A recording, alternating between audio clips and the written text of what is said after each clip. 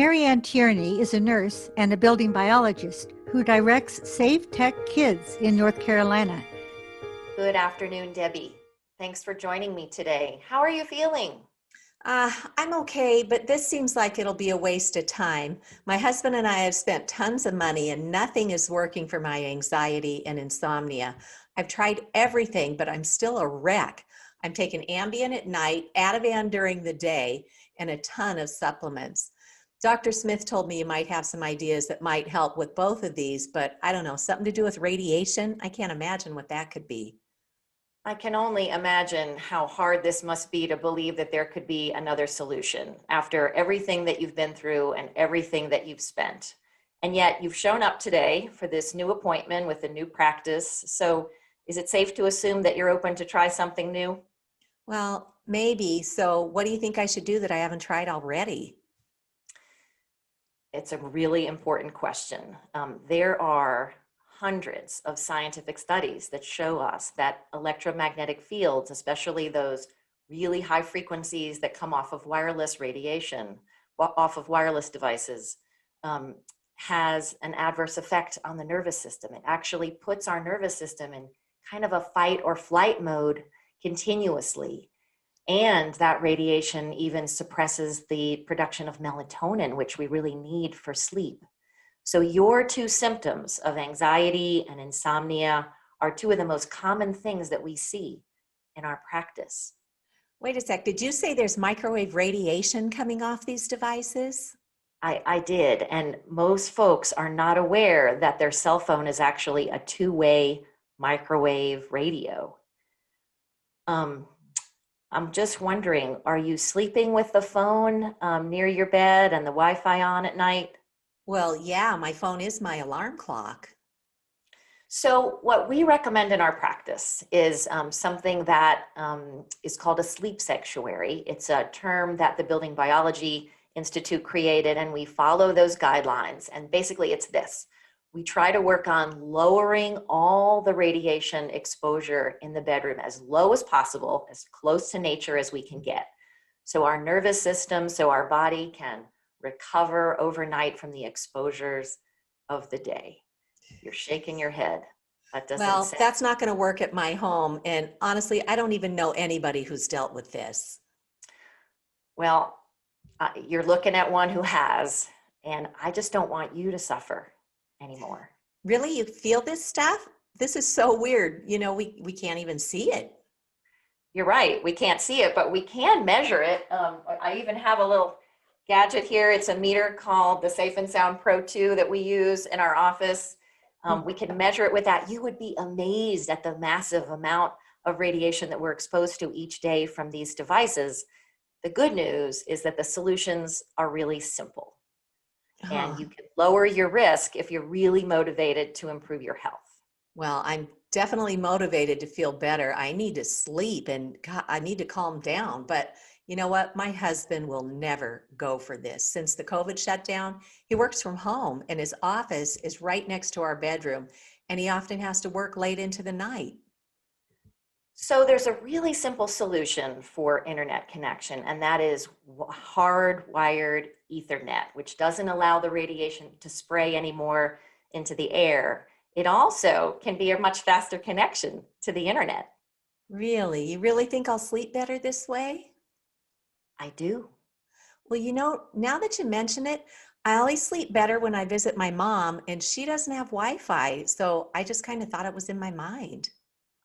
Debbie, I think that that's actually your body's wisdom telling you that it feels relaxed to be in a much lower radiation environment. Would you be open to reading a little bit more about this, some materials that we have here in the office? Well, you know, I don't know. I really don't think I can go all night with my phone off. My mom is older and she falls sometimes, and I can't afford to miss her call for help. That's totally understandable. I wouldn't want to miss my mom's call either for help. So there are some really, I'm sorry, let's back up a second. Do you have a landline anymore? No, we got rid of that a long time ago. Okay, I figured because that's what a lot of people have done. So there is a really inexpensive way to have a hardwired landline, very cheap, about $5 a month. It's a technology called Voice over Internet, where you can just plug a gadget that you buy into the back of the modem, and that connects to a hardwired phone line. And then you can even, if you want, forward your cell phone to that landline. I don't know. This is like a lot you're asking me to do, and I'm not really sure this is a solution for me. Debbie, so this is what I'm hearing. On one hand, I'm hearing that you're really motivated to feel well because you have suffered so much. And on the other hand, it sounds like you really don't want to do this because of the inconvenience and how new this all is to you. Is that right? Yeah, if I lived alone, I might consider this, but like I already said, I just don't think my husband's going to go for it. So does your husband like it when you're pleasant to live with and well rested for intimacy? Yeah, that'd be a nice change.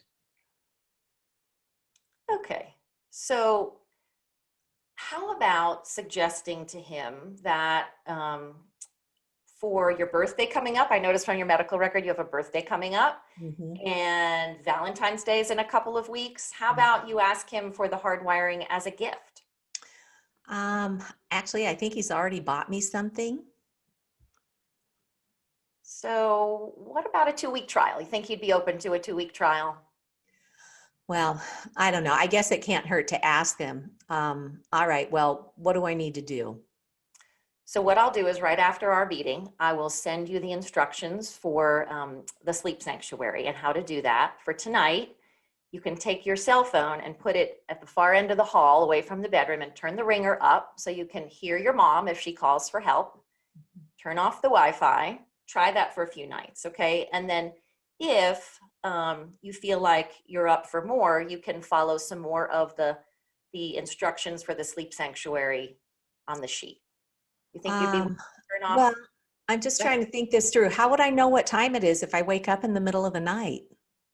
So there are some really inexpensive little battery powered, we call these alarm clocks like this.